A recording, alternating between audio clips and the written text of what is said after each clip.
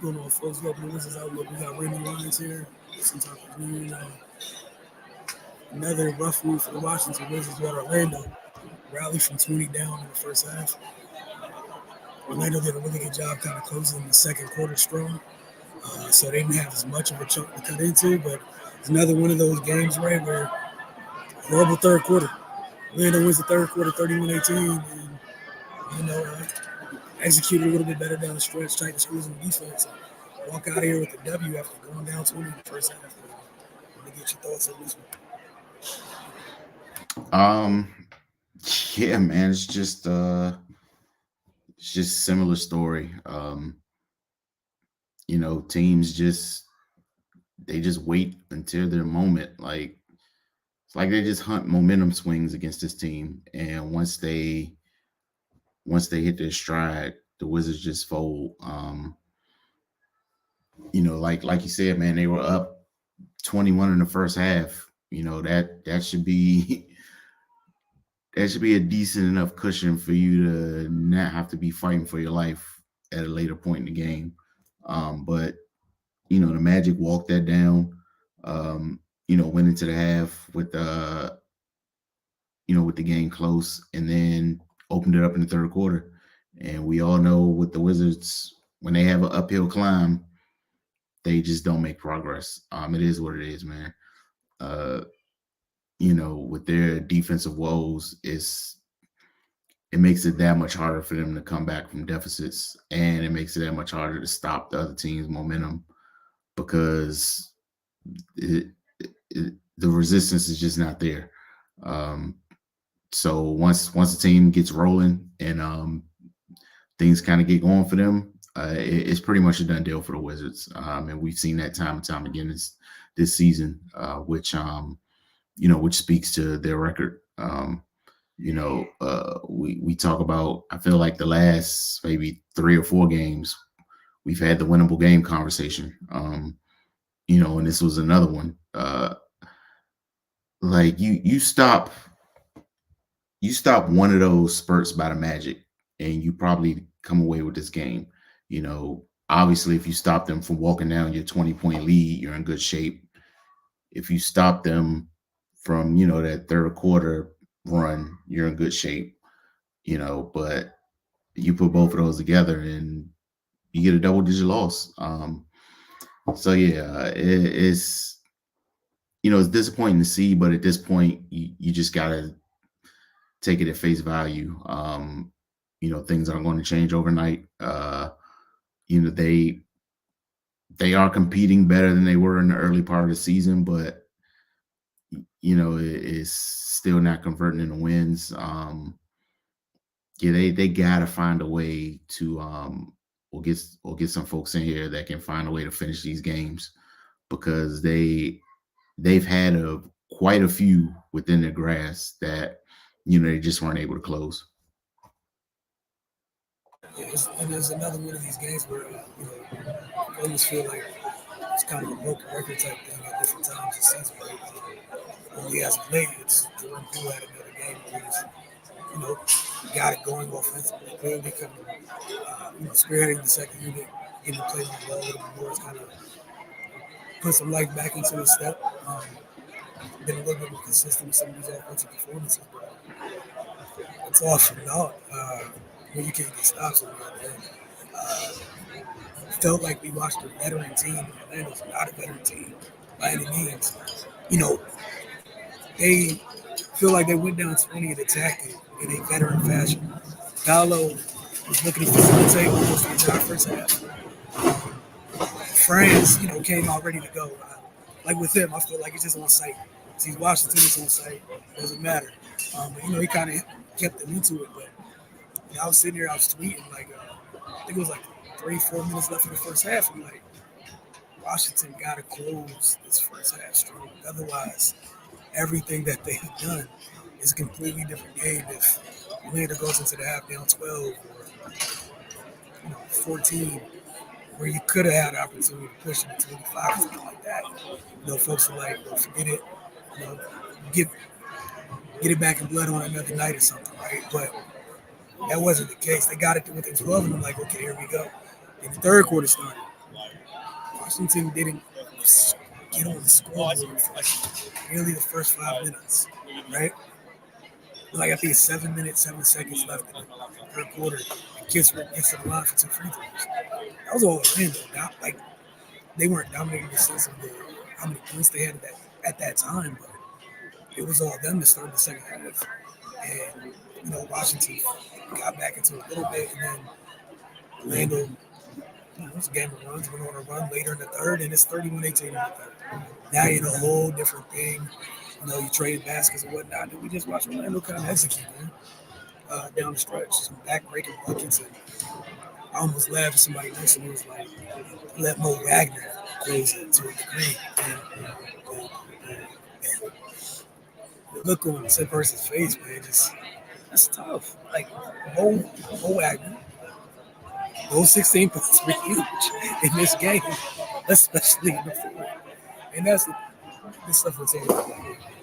Going this game, we talk about Orlando size and things of that nature. I think that kind of reared its head third quarter, fourth quarter. We usually see Denny and Kuzma get downhill and able to bully their way into defenders and get fouls. And those were bigger. I thought Franz did a really good job defensively, as did Paolo and his brother Mo. But shout out to Orlando for the job they did to close. Player of the game for you.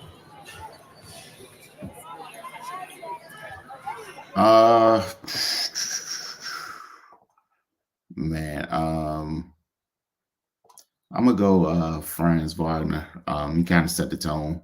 Like you said, it's on site, man. He see them, his eyes get big, start licking his fingers. It's just time to eat. Yeah, he came out immediately and went to work. Finished with 25, 5 rebounds, 2 assists, 2 blocks. 9 to 15 from the field. Of course, nobody shoots below 50% against the Wizards. But yeah, I go with France for play of the game. Yeah, the only reason I agree with you, obviously, but I think the only reason I'm not going Paolo is France is from opening tip to the end on their neck the entire time. X Factor, which was, I guess, a tough one for me. I just went with Mo. They got it tonight. Yeah. Go ahead, you. 12 in the fourth quarter, man. He closed them out. Like, that's be better than that, man. Not Mo Wagner. no disrespect to him, but that's not the Wagner where that's acceptable. Right. See, I didn't even realize at the top. 12 of his 16 in the fourth, including a back-breaking corner play. Oh man! All right, they got a couple days, and Charlotte comes in here. Let's see if they can get off the slide. We got a couple comments. Area 11 team with. I have no further comments to that. I don't have time for conspiracy theories tonight. We saved that for like the last away game. But I feel like right now it's a little too early. Again, like you said, it was another one. Got to execute better, man. It's just disheartening because they're the ones with the veterans in that situation. And it was the kids closing out this game. Before the buzzer, we got I almost with our young guys aggressive lobby like this. The kids really struggled recently. I think go ahead, Ray, and then I'll chime in. Me, I wouldn't call it regression. They're young, like they don't, especially Bilal. He's a rookie, and him he gets unlimited passes from me because of what he does on the defensive end. And it's not like he's just out there playing good defense. He's guarding the best player most nights. And to try to figure that out and then ask him to do what some other guys should be doing on the offensive end as well. It's just no continuity, man, no leadership. And when you don't defend, you're going to be up and down like this.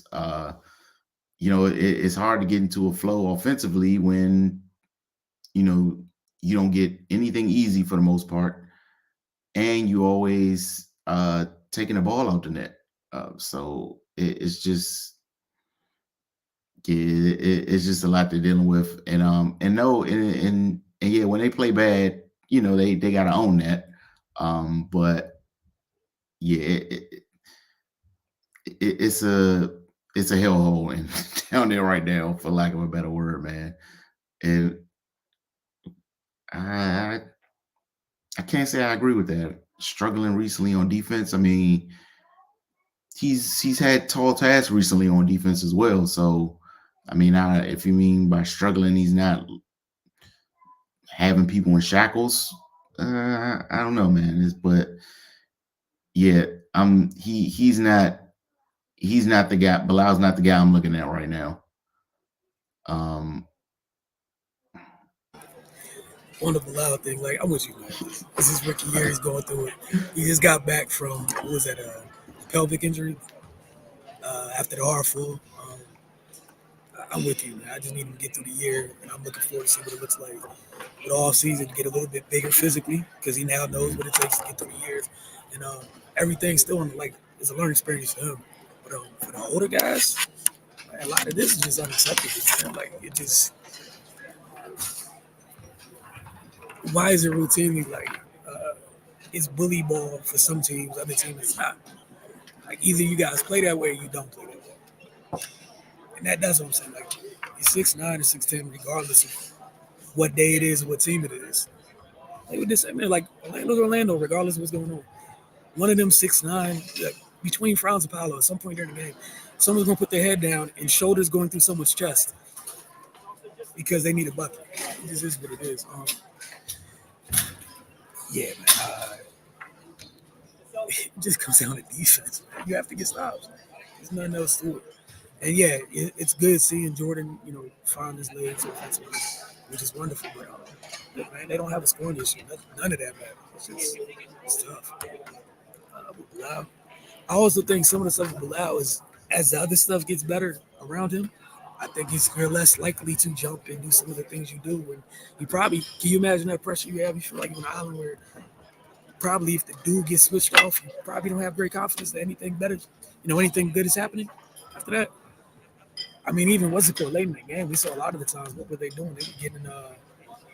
They were having Cole Anthony screen on Apollo's man, so Apollo would get a smaller defender over and over again, and it wasn't allowed. And I'm not getting into who it was, but just in general, we see team after team do this late in games. Their guys get to pick the matchup they want to hunt, and it was just weird watching a young team. I mean, not super young, but credit to Orlando. That's what Orlando did. They did what we've seen veteran teams do. They did what the Clippers did a couple nights ago. Found a matchup. We saw the Lakers do it late. Found a matchup and keep spamming said matchup until they get what they wanted. Man. But again, they got Charlotte coming in. This losing streak is that number's climbing. Ray, I know what you were talking about this week on the focus for what you're rooting for. It is a despicable thing to be rooting for where they are in terms of what they face Detroit. I hope they get off the slide because it's going to be rough out here in the real world and on social media. But yeah, man, it was a tough one. We'll see you guys Friday night, man. I have nothing further to add. They were up by 21. You got to close quarter strong. And again, the disheartening thing is we're not talking about a young team. This is not very mature here, 11 team.